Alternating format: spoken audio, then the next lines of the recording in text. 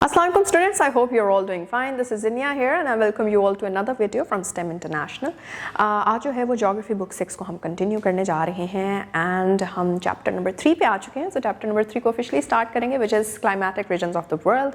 क्या क्या समझना है, वेदर का आपने नाम सुना होगा, क्लाइमेट का भी कहीं ना कहीं सुना होगा, लेकिन वेदर और क्लाइमेट में डिफरेंस क्या होता है वो हम आज देखने जा रहे हैं और किस तरह से वेदर के एलिमेंट्स डिफरेंट हैं, क्या चीज़ें हैं, क्या फैक्टर्स हैं जो कि वेदर मतलब आपको आज ज़्यादा गर्मी है, कल कम गर्मी थी, दिस एंड दैट, ये वाली वेरिएशंस, और फिर क्लाइमेट के ऊपर कि एक लंबे अरसे तक जो है तो किस तरह से एक जगह का वेदर फ्रीक्वेंटली चेंज भी होता जाए तो लंबे अरसे तक कुछ चीज़ें, कुछ एटमॉस्फेरिक कंडीशन सेम रहती हैं. तो इस सब को आज हमने समझना है. So without further ado let's start with it. Alright, तो हम सबसे पहले स्टार्ट करने जा रहे हैं बच्चों with the definitions of weather as well as climate. Weather का हम देख लेते हैं. आपके चैप्टर के पहले पेज पे भी आपको जो है वो डेफिनेशन दी गई है कि वेदर जो है वो किसी शॉर्ट पीरियड ऑफ टाइम के लिए किसी भी जगह की जो एटमॉस्फेरिक कंडीशंस होती हैं उसको कहा जाता है. मतलब आज के दिन बारिश हुई, कल के दिन धूप है, अगले दिन फिर बारिश है, मे बी ये वाली जो फ्लक्चुएशंस आती हैं इसको हम वेदर कहते हैं, डे टू डे फ्लक्चुएशंस को. जबकि क्लाइमेट एक जगह का या एक रीजन का वो होता है जो ओवर 35 इयर्स और मोर टाइम पीरियड, इतना लॉन्गर ड्यूरेशन के लिए किसी एक जगह की जो है वो एटमॉस्फेरिक कंडीशंस परसिस्टेंट होती हैं. जिस तरह के वहाँ पे जो है वो मोस्टली कोल्ड रह रहा है एटमॉस्फेरिक कंडीशन, या फिर वहाँ पे जो है वो डेजर्ट लाइक कंडीशंस हैं, या फिर वहाँ पे जो है वो लश ग्रीन फॉरेस्ट्स हैं और वहाँ पे रेनफॉल जो है वो फ्रिक्वेंटली और बहुत ज़्यादा होती है, स्टफ लाइक दैट. या फिर आपके पोल्स भी तो हैं, पोलर जो आपके आइस कैप्स हैं उसको देख लें कि वहाँ पे परसिस्टेंटली जो है वो बर्फ़ रहती है और इवन जो वहाँ पे वाटर है उसकी सरफेस के ऊपर भी जो है वो बर्फ़ जमी होती है एंड ऑल. तो ये सारी की सारी चीज़ें क्लाइमेट होती है. Now in your book the second page 38 के ऊपर आप देख रहे हैं एक काइंड ऑफ कंपैरिजन दिया गया है वेदर का विद क्लाइमेट. उसको देख लेते हैं, पढ़ लेते हैं. आपको दो पिक्चर्स भी नज़र आ रही हैं. सबसे पहले तो डेफिनेशन जो है वो उनकी डिफ्रेंशिएट की गई है, डिस्टिंक्ट की गई है एक दूसरे से. Number 1, weather is a short term state of the atmosphere, जबकि climate is the long term state of the weather. And number 2 difference is कि weather is affected by climate system, latitude and altitude. Latitude क्या होता है कि आपने for example अगर map देखा हो तो उसके अंदर नॉर्थ और साउथ आपको जो है वो लैटिट्यूड और लॉन्गिट्यूड के जो है दिए होते हैं कि इतने डिग्रीज नॉर्थ पे है, इतने डिग्रीज साउथ पे है कोई भी जगह या प्लेसमेंट उसकी ऑन दी ग्लोब, तो उसको हम लैटिट्यूड कहते हैं. जबकि एल्टीट्यूड जो है वो हाइट की बात होती है, एलिवेशन की बात होती है कि कितना आपके सी लेवल से हायर है आपकी जो भी जगह है, जो भी रीजन है या जो भी ड्राई लैंड है. और क्लाइमेट सिस्टम हम पहले ही पढ़ चुके हैं और या डिस्कस कर चुके हैं कि क्लाइमेट सिस्टम क्या होता है. क्लाइमेट सिस्टम में इसके over longer period of time किस तरह के एटमॉस्फेरिक कंडीशंस जो हैं वो परसिस्ट करती हैं. Whereas climate is affected by temperature, air pressure and moisture etcetera. तो हमारे पास और भी कई जो हैं फैक्टर्स आएंगे जिसको हम बाद में इन डिटेल पढ़ेंगे. द नेक्स्ट डिफरेंस इज कि weather changes what, weather changes in a few minutes और आवर्स, कि कुछ ही मिनटों में और कुछ ही चंद घंटों के अंदर जो है वो वेदर आपको चेंज होता हुआ मिल जाता है. जबकि climate changes after a very long time, जिसमें हमने पिछले पेज पे भी पढ़ा, it can take about 35 years which is the minimum time period of a climatic change. फिर हमारे पास डिफरेंस आता है कि वेदर इज़ फोरकास्टेड बाय, किस तरह से फोरकास्ट की जाती है. फोरकास्ट का क्या मतलब होता है कि आगे की प्रिडिक्शन की जाती है कि वेदर चेंजेस किस तरह से होंगे. जिस तरह आप अपने मोबाइल फ़ोन पे देख लेते हैं कि आज अगर इतने डिग्री सेल्सियस टेम्परेचर था तो कल का टेम्परेचर ज़्यादा होगा या कम होगा, ये फोरकास्ट के थ्रू हमें पता चलता है. So weather is forecasted by collective weather statistics, जबकि climate is forecasted by collecting meteorological data.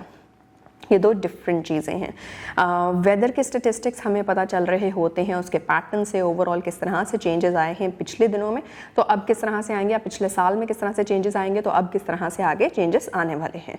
जबकि क्लाइमेट हमें किस तरह से पता चलता है, क्लाइमेट हमें पता चलता है वो सारे फैक्टर्स जो अभी हमने आगे पढ़ने हैं उसके डाटा को इकट्ठा करके हम देख सकेंगे कि क्लाइमेट आगे किस तरह से change. And the last difference between both is कि वेदर जो है उसकी साइंटिफिक स्टडी जो की जाती है उसको मीटियोरोलॉजी कहा जाता है, जबकि क्लाइमेट की साइंटिफिक स्टडी को क्लाइमेटोलॉजी कहा जाता है. And with that we move forward with the second part जो कि है एलिमेंट्स ऑफ वेदर. वेदर के कौन से इस तरह के फैक्टर्स हैं जो कि इसको डिटर्मिन कर रहे हैं, जो कि इसको शेप अप कर रहे हैं या डिफाइन कर रहे हैं कि किसी एक जगह के जो है वो वेदर किस तरह का होगा और क्यों है उस तरह का। तो सबसे पहला फैक्टर जो आपकी बुक में भी आपको प्रोवाइडेड है दैट इज़ कि आपकी विंड किस तरह से है। विंड अगर बहुत ही ज़्यादा कि कहीं ना कहीं बहुत ही ज़्यादा ब्रीजी होती है, कहीं पे बहुत ज़्यादा जो है वो विंड कम होगी, मतलब विंड में इतना जो है वो तेज़ हवाएं वहाँ पे नहीं होंगी। तो ये दो चीज़ें जो हैं वो भी डिटर्मिन करती हैं कि आपका वेदर किस तरह का है। प्लस जो विंड है वो कैरी करती है सेकेंड फैक्टर जो कि आ जाता है आपका ह्यूमिडिटी।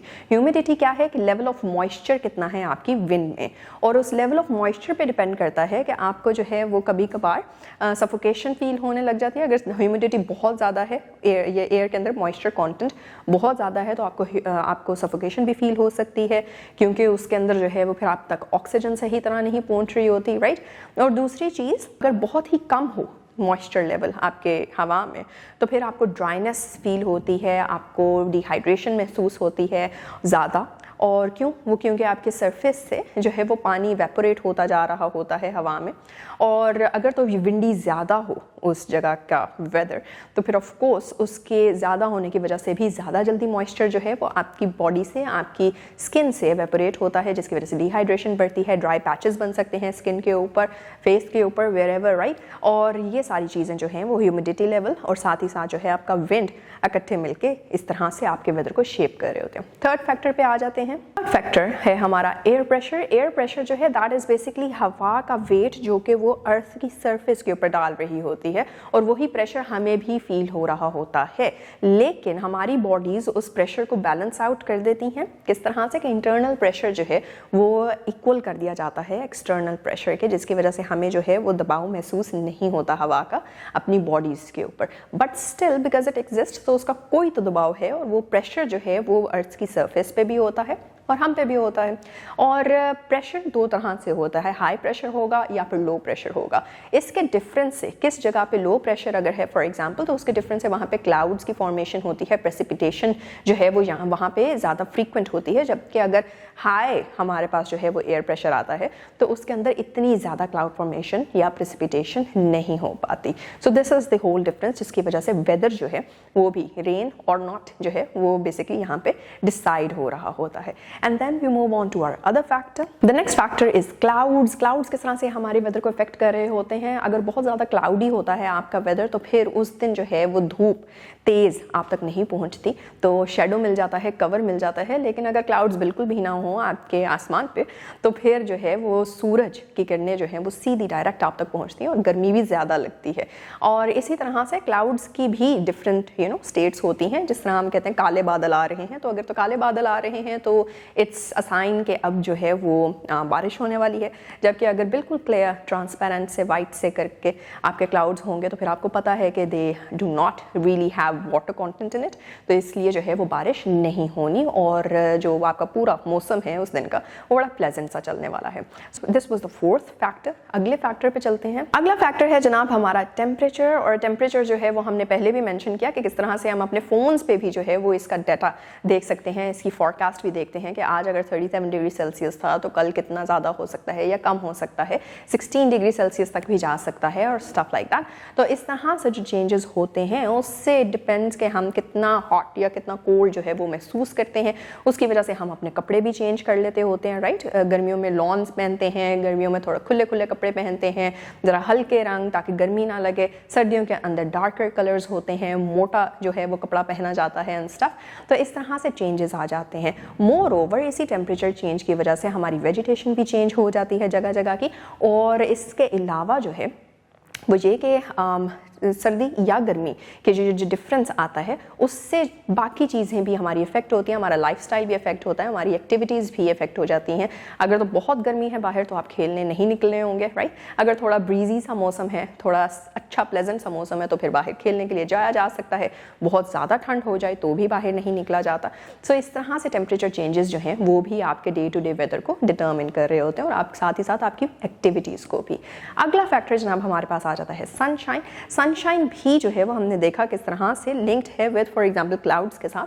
क्लाउड्स बहुत ज़्यादा थे, सनशाइन आप तक नहीं पहुंच रही थी तो थोड़ा प्लेजेंट मौसम था, लेकिन अगर क्लाउड्स नहीं है और सनशाइन डायरेक्ट पहुंचती है और बहुत तेज़ कड़क धूप हो तो फिर गर्मी भी बहुत ज़्यादा लगती है और उसकी वजह से जो है वो डिहाइड्रेशन भी ज़्यादा हो सकती है क्योंकि मॉइस्चर कॉन्टेंट इवेपोरेट होगा ज़्यादा, वाटर बॉडी से भी जो है वो पानी ज़्यादा इवेपोरेट होना शुरू हो जाएगा जिसकी वजह से ह्यूमिडिटी लेवल्स भी बढ़ सकते हैं और बढ़ के फिर एक टाइम के ऊपर बिल्कुल ड्राई भी हो सकते हैं। तो इस तरह से वेदर जो है वो सनशाइन के साथ साथ ऑल्टर करता जाता है। आखिरी दो फैक्टर्स जनाब हमारे जो वेदर को इफेक्ट करते हैं वो आ जाता है सबसे पहला विजिबिलिटी। विजिबिलिटी के अंदर फॉर एग्जांपल सर्दियों में जो है वो फॉग हो जाती है, बल्कि आजकल तो पोल्यूशन की वजह से स्मॉग हो जाती है। सो एनीवे ये फॉग हो या स्मॉग हो उससे क्या होगा कि आपको नज़र जो है वो इतना सही तरीके से नहीं आता और उसकी वजह से फिर जो आपकी ट्रांसपोर्टेशन का पूरा मामला है, आपके एक जगह से दूसरे जगह जाना है या फिर अदरवाइज भी जो है मोस्टली चीज़ें जो हैं वो थोड़ी डिफ़िकल्ट हो जाती हैं। सो दिस इज़ हाउ फॉग और स्मॉग या विजिबिलिटी जो है वो भी डे टू डे चेंज हो सकती है। And then we come towards the last factor हमारा प्रेसिपिटेशन। तो फिर उसको भी हम जो है वो समझ सकते हैं यहाँ से कि प्रेसिपिटेशन भी आज बारिश फॉर एग्जाम्पल होती है, कल नहीं होगी, परसों दोबारा हो सकती है। So it's not like a climate की तरह 35 ईयर्स के बाद जो है वो कोई ना कोई चेंज आने लगा है, बल्कि हफ्तावार चेंज आ सकता है, दिन ब दिन जो है उसमें चेंजेस आ सकते हैं या फिर घंटों में या चंद मिनटों में भी जो है वो आपका वेदर चेंज हो जाता है depending on these particular elements. Now that we are done with these elements, जो अगली चीज़ हमने आज की वीडियो में कवर करनी है दैट इज़ वो फैक्टर्स जो कुछ क्लाइमेट को अफेक्ट करते हैं। कोई भी रीजन हो दुनिया का वो तीन चीज़ों से जो है वो पहचाना जाता है। नंबर 1 उसके अंदर आ जाता है कल्चर, लोग किस तरह से रह रहे हैं, कौन से ट्रेडिशंस को फॉलो कर रहे हैं, उनका रहन सहन, उठना बैठना, ओढ़ना पहनना क्या है, बात करना क्या है, लैंग्वेजेस हैं वहाँ की। दूसरी चीज़ उसके अंदर आ जाती है क्लाइमेट किस तरह से जो है वो वहाँ का चेंज हो जाता है और या किस तरह से परसिस्ट करता है, और उस क्लाइमेट की बेसिस के ऊपर तीसरा एलिमेंट वहाँ पे आ जाता है कि वहाँ की एक्टिविटीज़ क्या हैं, वहाँ की इकोनॉमी किस तरह से बिल्ड हुई है, वहाँ पे रिसोर्सेज किस तरह के जो हैं वो पाए जाते हैं और वहाँ पे जो है वो लोग किस तरह की अर्निंग एक्टिविटीज़ के अंदर जो हैं वो इन्वॉल्व रहते हैं। सो ये सारी की सारी चीज़ें भी डिटर्मिन होती हैं कुछ फैक्टर्स से, स्पेशली जो आपका क्लाइमेट है। क्लाइमेट के भी वेरियस फैक्टर्स हैं, वो क्या फैक्टर्स हैं आइए बुक में देखते हैं। आपके पास बुक में प्रोवाइडेड हैं कुछ एलिमेंट्स, स्पेशली हमारे पास अगर इन पर्टिकुलर बात करते हैं तो 6 पर्टिकुलर एलिमेंट्स हैं जो कि आपके क्लाइमेट को इफेक्ट कर रहे होते हैं। नंबर 1 आ जाता है एलिवेशन अबव सी लेवल। जितना आप एलिवेटेड जाएंगे, आप पिक्चर में भी देख रहे हैं 3.3a में कि जितना ज़्यादा एलिवेशन हो रही है, माउंटेन पीक की तरफ बढ़ रहे हैं हम, उतना ही टेम्परेचर जो है वो ड्रॉप करता जा रहा है। सो हायर एलिवेशंस मतलब कूलर टेम्परेचर्स और लोअर एलिवेशंस मतलब हायर टेम्परेचर्स। इसके बाद हम आगे आ जाते हैं towards the second element या second factor which is wind direction। wind direction में भी आप जो है वो पिक्चर में देख रहे हैं कि किस तरह से the trees which are there वो भी wind direction से जो है वो affect हो रहे हैं।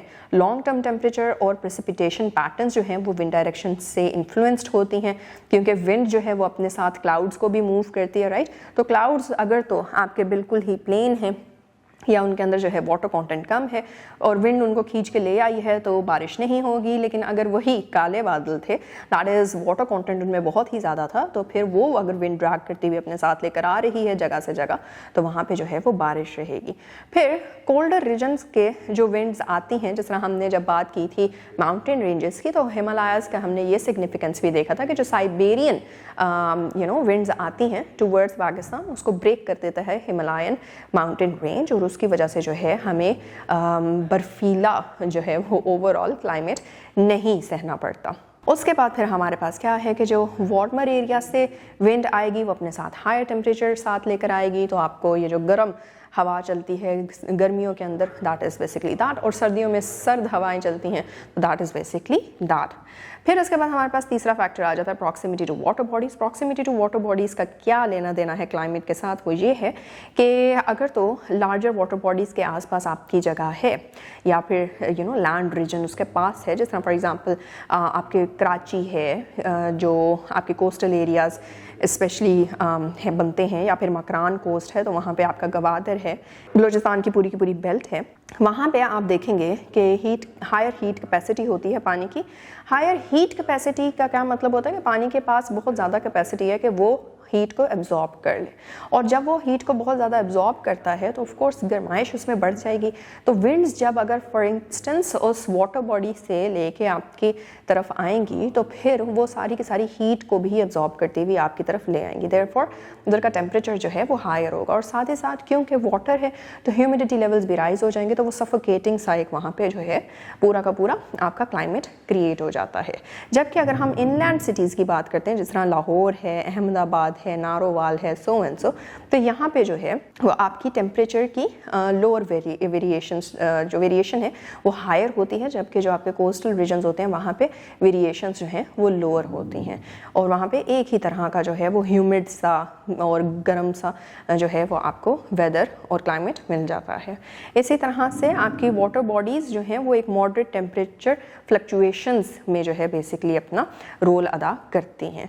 द फोर्थ एलिमेंट और factor which affects the climate of region is the latitude. Latitude की हमने पहले भी बात की थी। लैटिट्यूड क्या है कि उसकी बेसिकली लोकेशन कहाँ है ग्लोब के ऊपर किसी भी जगह की, या फिर इक्वेटर, इक्वेटोरियल लाइन जो होती है आपकी बिल्कुल ग्लोब के मिड में जो लाइन है इक्वेटर की, जिसके ऊपर सन रेज जो हैं वो डायरेक्ट पड़ती हैं एट ऑल टाइम्स। तो इक्वेटर से कितना दूर या कितना पास कोई जगह लोकेटेड है। अब जो पोल एरियाज़ हैं, नॉर्थ पोल और साउथ पोल आपको नज़र आ रहे हैं इन फिगर 3.3, जितना इक्वेटर से दूर जा रहे हैं उतनी ठंड बढ़ रही है, जितना इक्वेटर के पास आ रहे हैं उतनी ठंड कम हो रही है और गर्मी ज़्यादा बढ़ जाती है। इसी तरह से अगला फैक्टर आ जाता है माउंटेन बैरियर्स का। ये हम पिछले चैप्टर में भी पढ़ चुके हैं माउंटेन्स के पार्ट के अंदर, और उसमें हमने देखा है कि माउंटेन रेंजेस एक तो फिजिकल बैरियर्स हैं। अभी कुछ टाइम पहले भी हमने जो है 1-2 मिनट पहले विंड डायरेक्शन के अंदर हमने ये डिस्कस किया था कि किस तरह से पाकिस्तान के जो हिमालयाज़, कराक्रम या हिंदू कुश रेंजेस हैं वो साइबेरियन विंड्स को हॉल्ट करती हैं या फिर उसके रास्ते में जो है वो एक रुकावट पैदा करती हैं या बनती हैं, जिसकी वजह से पाकिस्तान में वो इतनी ज़्यादा सर्द या बर्फीली हवाएं जो हैं वो नहीं पहुंचती और पाकिस्तान का टेम्परेचर जो है वो काइंड ऑफ टॉलरेबल जो है वो बन जाता है। इसी तरह से आगे आ जाते हैं towards ocean currents. Ocean currents किस तरह से एक फैक्टर है जो कि क्लाइमेट ऑफ रीजन को डिटर्मिन कर रहा होता है। बेसिकली ओशन करंट ओवरऑल जो है, जिस तरह हमने पढ़ा कि पानी की एक हीट कैपेसिटी होती है, इसी तरह से ओशंस की भी है। और ओशन जब पानी वहाँ पे मूव करता है तो उसी के साथ साथ विंड की डायरेक्शन भी जो है वो डिटर्मिन होती है, और जहाँ जहाँ से वो गुजरेगा, अगर गर्म है तो वो फिर गर्म हवाएं जो हैं वो पहुँचती हैं आपके लैंड को, अगर तो सर्द है तो फिर सर्द हवाएं पहुँचती हैं। इस तरह से ये भी मैटर कर रहा होता है यहाँ पे कि ये इक्वेटर के पास पास है। जो पानी आप देख रहे हैं कि इक्वेटर के पास पास है, वहाँ पर आप देखेंगे कि आपको फिगर 3.3D के अंदर आपको रेड कलर के एरोज नज़र आ रहे हैं या रेड कलर के ओशन करंट्स नज़र आ रहे हैं। तो ये वार्म है, क्यों? क्योंकि इक्वेटर के पास पास हैं। जैसे ही इक्वेटर से ऊपर नीचे जा रही हैं चीज़ें, कहीं ना कहीं पे वार्म है depending on the tropical area, लेकिन मोस्टली आप देख रहे हैं कि जैसे ही इक्वेटर से दूर जा रहा है पानी तो वहाँ पे कोल्ड ओशन करंट जो है वो बहने या फिर वो परसिस्ट करने लग गया है। तो इसकी वजह से भी समर्स और विंटर्स के अंदर जो हमें एक्सट्रीम टेम्परेचर्स एक्सपीरियंस करने को मिलते हैं वो इसी हीट ट्रांसफ़र के थ्रू होते हैं, जो कि आपकी वार्म ओशन करंट्स या फिर कोल्ड ओशन करंट्स की वजह से होता है।